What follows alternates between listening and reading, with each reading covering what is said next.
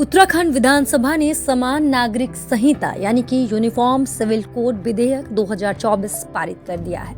ये विधेयक राज्य के सभी समुदाय आदिवासियों को छोड़कर विवाह, तलाक और संपत्ति जैसी चीजों को कंट्रोल करने वाले व्यक्तिगत कानूनों में समानता लाएगा। कानून में जो भी तमाम अहम बातें हैं, उनमें सबसे प्रमुख बात मुस्लिम समुदाय के लिए एक विवाह प्रथा अनिवार्य कर दी गई है।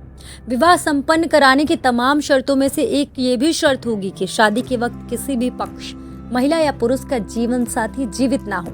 ये प्रावधान हिंदू विवाह अधिनियम 1955 यानी कि हिंदू मैरिज एक्ट 1955 में पहले से मौजूद था, लेकिन मुस्लिम पर्सनल लॉ अब तक पुरुषों को 4 पत्नियां रखने की अनुमति देता था। लेकिन यूसीसी के लागू होने के बाद मुस्लिमों के लिए बहुत सारी चीजें बदल जाएंगी। क्या है वो चीजें, क्या है वो बातें जो जानना बेहद जरूरी है, वो आपको इस वीडियो में पता चलेगा। तो इसलिए वीडियो पर लास्ट तक बने रहिए। इस खबर को अगर आप पढ़ना चाहते हैं तो आप srishtimes.com पर जाकर इस खबर को पूरी डिटेल में पढ़ सकते हैं। आपको लिंक डिस्क्रिप्शन बॉक्स पर मिल जाएगा।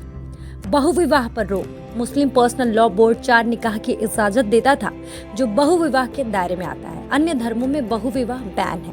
उत्तराखंड के यूनिफॉर्म सिविल कोड में सभी धर्म के लिए बहुविवाह बैन कर दिया गया है। कानून में ये साफ साफ कहा गया है कि कोई भी शख्स, चाहे महिला हो पुरुष हो, दूसरी शादी तब तक नहीं कर सकता जब तक कि उसका पार्टनर जीवित है या फिर उसका तलाक नहीं हुआ है। उत्तराखंड के समान नागरिक संहिता कानून में मुसलमानों में इद्दत और निकाह हलाला जैसी प्रथाओं को भी अपराध के दायरे में रखा गया है। इस कानून के सेक्शन 30 में महिलाओं के तलाक के बाद दोबारा विवाह से जुड़े प्रावधान है, जिसमें साफ कहा गया है कि महिलाएं अपने शादी के अधिकार का बिना किसी शर्त के इस्तेमाल कर सकती हैं। अगर दोबारा शादी करने से पहले उन्हें किसी तीसरे व्यक्ति के साथ शादी नहीं करनी पड़ेगी, जिसे हलाला कहा जाता है, यानी कि हलाला पर भी रोक है। कानून के सेक्शन 32 में ऐसा करने वालों के खिलाफ कार्रवाई का प्रावधान है, जिसमें कहा गया है कि 3 साल की कैद और 1 लाख तक रुपए का जुर्माना लगाया जाएगा। शादी की उम्र भी बदल जाएगी। मुसलमानों के लिए जो सबसे पहली चीज बदली वो शादी की उम्र। उत्तराखंड के समान नागरिक संहिता कानून में मुस्लिम लड़कियों की शादी की उम्र 18 और लड़कों की 21 तय की गई है। यही उम्र हिंदू मैरिज एक्ट 1955 और स्पेशल मैरिज एक्ट 1954 में है।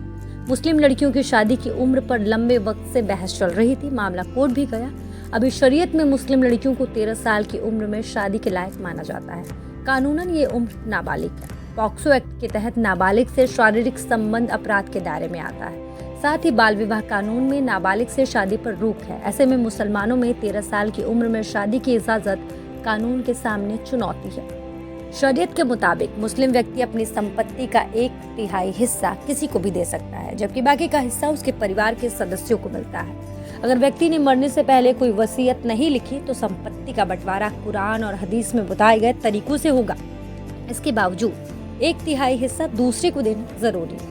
उत्तराखंड के समान नागरिक संहिता कानून में प्रावधान है कि अगर कोई मुस्लिम व्यक्ति अपने निधन के बाद वसीयत छोड़कर नहीं गया तो ये जरूरी नहीं है कि उसकी संपत्ति का कोई हिस्सा तीसरे व्यक्ति को दिया जाए।